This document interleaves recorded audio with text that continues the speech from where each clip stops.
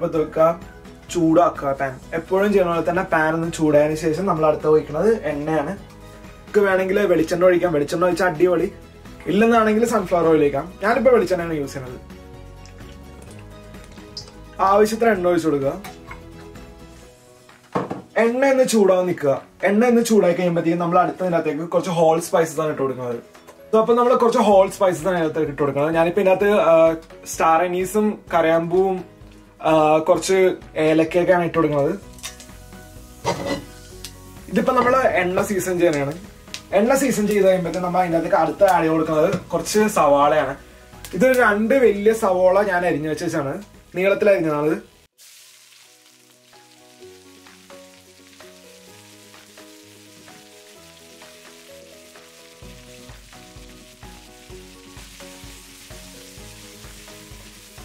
സവാള നല്ലോണം റോസ്റ്റ് ചെയ്ത് കൊടുക്കണം. ഓക്കെ, നമുക്കിപ്പോ ഇവിടെ കാണാൻ നമ്മുടെ സവാള സോഫ്റ്റ് ആയിട്ടുണ്ട്. ഞാനിപ്പോ ഏകദേശം ഒരു 5 മിനിറ്റോളം കുക്ക് ചെയ്താണ് കാണുന്നത്. അടുത്തത് നമ്മൾ ഇതിനകത്തേക്ക് ആഡ് ചെയ്യണത് കുറച്ച് ഇഞ്ചി, പച്ചമുളക്, വെളുത്തുള്ളിയാണ്. ഓക്കെ, ഞാനിപ്പോ ഇവിടെ എടുത്തു വെച്ചേക്കുന്നത് ഒരു 5 അല്ലി വെളുത്തുള്ളിയും 2 പച്ചമുളകും കുറച്ചൊരു ചെറിയ കഷ്ണം ഇഞ്ചിയുമാണ്. നമുക്ക് ഇതെല്ലാം ഇട്ട് കൊടുക്കാം അല്ലെ.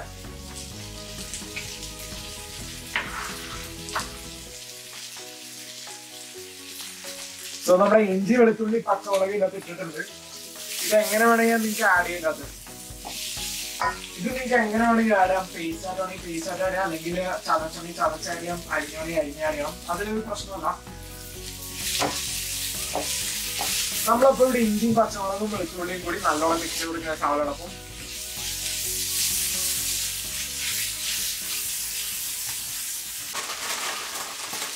അടുത്തത് നമുക്ക് കുറച്ച് കറിവേപ്പില ഇട്ട് കൊടുക്കാം. അതിനകത്ത്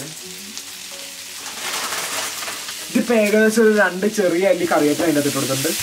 ഡ്രൈഡ് ആണ്.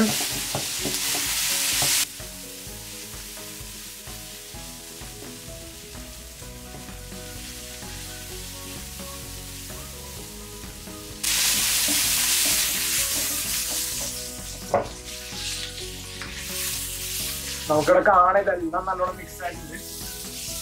കുറച്ച് കൂടി കഴിഞ്ഞ് ഒരു 5 മിനിറ്റ് കൂടി ഒന്ന് റോസ്റ്റ് ആണ്. സവാള ചെറിയൊരു കുറച്ചുകൂടി നോക്കാൻ നമുക്ക് ചെറിയൊരു ഗോൾഡൻ ബ്രൗൺ കളർ കൂടി ആകാനുണ്ട്. അതായി കഴിഞ്ഞാൽ നമുക്ക് ഓരോ മസാല ഇട്ട് കൊടുക്കാം.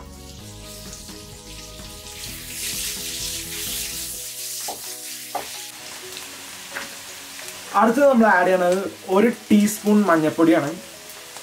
ഇപ്പൊ കൊറോണയുടെ കാലഘട്ടമല്ലേ, കുറച്ച് മഞ്ഞൾപ്പൊടി കൂടിയാലും കുഴപ്പമില്ല, നല്ലതാണ്. ഇത് നല്ലോണം മിക്സ് ചെയ്ത് കൊടുക്കുക.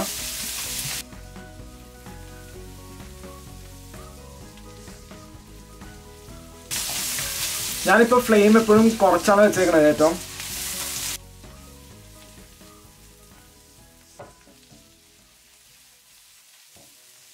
ഇത് നല്ലോണം മിക്സ് ചെയ്യുമ്പോൾ തന്നെ നല്ലൊരു മണം വരും. മഞ്ഞൾപ്പൊടിയും എന്താ പറയുക, ഒരു ഫിഷ് മോലിയുടെ ഒക്കെ ഒരു ടൈപ്പ് ഒരു മണം വരും.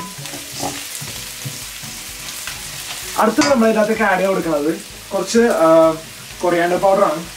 ഇത് ഞാൻ നിയർലി 2 ടീസ്പൂണോളം ആഡ് ചെയ്തു. 2 അല്ല 3 ടീസ്പൂണോളം ആഡ് ചെയ്തു.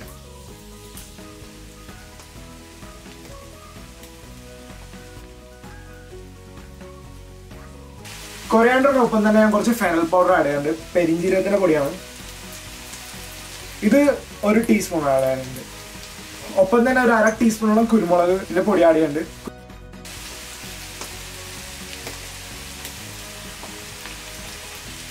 നമുക്ക് ഇതെല്ലാം നല്ലോണം മിക്സ് ചെയ്ത് കൊടുക്കാം.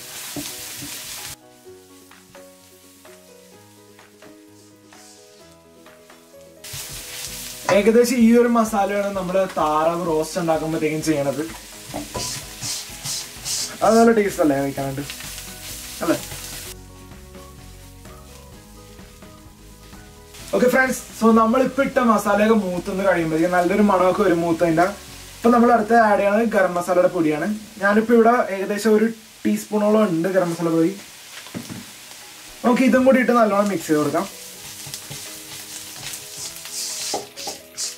സോ ഇനിയുള്ള കാര്യം എന്ന് വെച്ച് കഴിഞ്ഞാൽ നമുക്കിത് ചിക്കൻ ആഡ് ചെയ്യാൻ പോകണം. അത് കഴിഞ്ഞിട്ട് നമ്മൾ ചെയ്യാൻ പോണത് നമുക്ക് 2 രീതിയിൽ ചെയ്യാം. വേണമെങ്കിൽ കുറച്ച് തേങ്ങാപ്പാൽ ഒഴിച്ച് നമുക്ക് കറി ഉണ്ടാക്കാം, ഇല്ലെങ്കിൽ സാധാരണ വെള്ളം ഒഴിച്ച് കറി ഉണ്ടാക്കാം. ഇത് നമ്മുടെ ചോയ്സ് ആണ്. തേങ്ങാപ്പാലാണ് ഒഴിച്ചുണ്ടാക്കണമെങ്കിൽ നിങ്ങൾ 2ാം പാൽ ഒഴിച്ചിട്ട് ഇറച്ചി വേവിക്കുക. ഓക്കെ,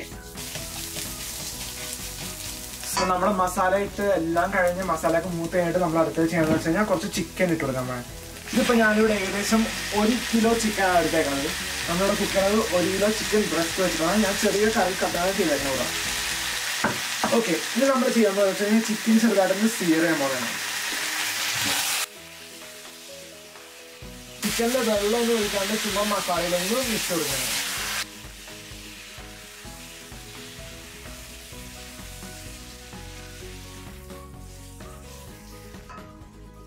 ഓക്കെ, ചിക്കൻ മിക്സ് ചെയ്തിട്ടുണ്ട്. ചിക്കന്റെ പുറമെ നമുക്ക് കാണാൻ ഒരു വെള്ളം കളറുള്ള ഒരു കോട്ടിങ് വന്നിട്ടുണ്ട്.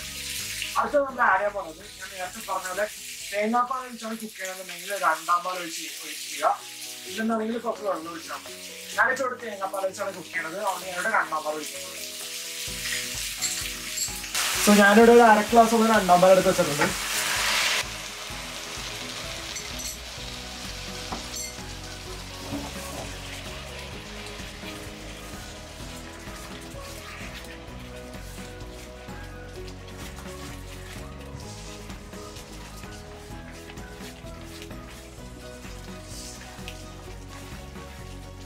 ഇനി നമുക്ക് ഉപ്പിട്ട് കൊടുക്കാം. ഞാനിപ്പോൾ ആഡ് ചെയ്യാൻ പറയുന്നത് നിയർലി 1 ടീസ്പൂണിൽ ഉപ്പാണ്. എന്നിട്ട് അത് കഴിഞ്ഞിട്ട് ഞാൻ അവസാനം നോക്കിയിട്ട് വേറെ ആഡ് ചെയ്യുന്നത്.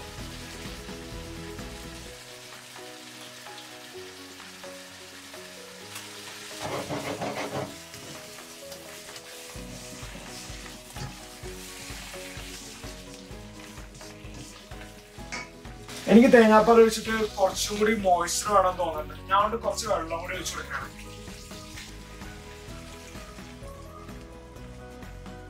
ഞാൻ വീണ്ടും ഒരു 1/4 ഗ്ലാസോളം വെള്ളം ഒഴിച്ചു കൊടുത്തിട്ടുണ്ട്.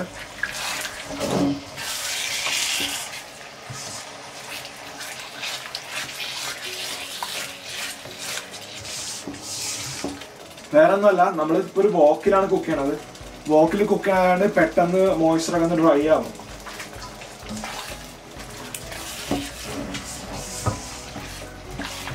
നിങ്ങൾ നോക്കിയിട്ട് ആവശ്യമുണ്ടെങ്കിൽ മാത്രം വെള്ളം ആഡ് ചെയ്യാം. ഇല്ലെന്നാണെങ്കിൽ തേങ്ങാപ്പാലിൽ തന്നെ കുക്ക് ചെയ്യാൻ നല്ലത്.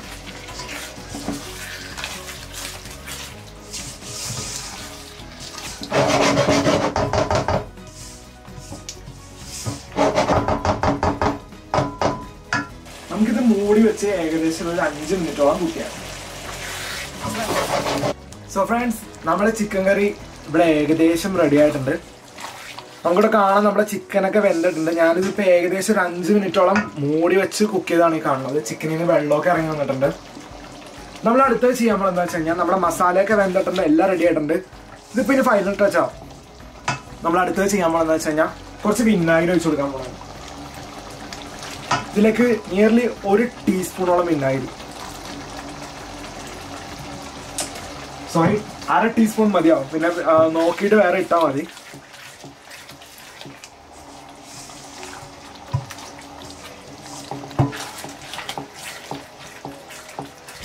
ശ്രദ്ധിക്കാം, മസാല എല്ലാം നല്ലോണം വെന്ത് കഴിഞ്ഞിട്ട് നമ്മളിതിപ്പോൾ അവസാന തേങ്ങാപ്പാൽ തലപ്പാൽ ഒഴിക്കാൻ പോകണാണ്.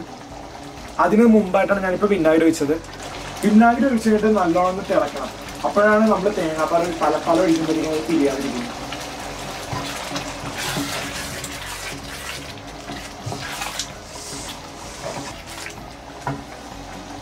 ഈ കറി ഉണ്ടാക്കിയിട്ട് നിങ്ങൾക്ക് എരിവ് കുറവാണെന്ന് തോന്നുകയാണെങ്കിൽ നിങ്ങൾക്ക് കൂടുതൽ കുരുമുളക് കൂടി ആഡ് ചെയ്യാം. അതില്ലെന്നാണെങ്കിൽ ഈ ഒരു സ്റ്റേജൊക്കെ എത്തുമ്പോഴത്തേക്കും ഒരു പച്ചമുളക് നടുവേ കീറിയിട്ട് അതിലേക്ക് ഇട്ടിട്ടാണ്.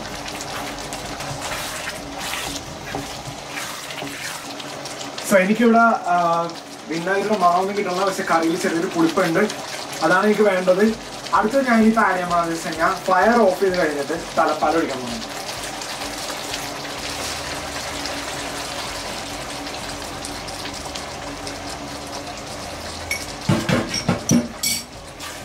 തലപ്പാൽ ഒഴിക്കുമ്പോൾ എല്ലാവർക്കും അറിയാലോ, അധികം തിളയ്ക്കാൻ പാടില്ല. അതുകൊണ്ടാണ് ഞാൻ ഫയർ ഓഫ് ചെയ്ത് വെച്ചത്. തിളച്ച് കഴിഞ്ഞാൽ പിരിയാൻ ചാൻസ് കൂടുതലാണ്. സോ തലപ്പാൽ ഒഴിച്ച് നമ്മൾ കറി റെഡിയാക്കിയിട്ടുണ്ട്. സോ ഫ്രണ്ട്സ്, ഇവിടെ നിങ്ങൾ കാണുന്നതാണ് നമ്മുടെ സ്പെഷ്യൽ ചിക്കൻ കറി. സോ ഇതെന്തായാലും നിങ്ങൾ വീട്ടിൽ ട്രൈ ചെയ്ത് നോക്കണം. അടിപൊളിയാണ്. ഇടിയപ്പത്തിൻ്റെയും അപ്പത്തിൻ്റെയും പത്തിരിയുടെ ഒക്കെ കൂടെ കഴിക്കാൻ അടിപൊളിയാണ്.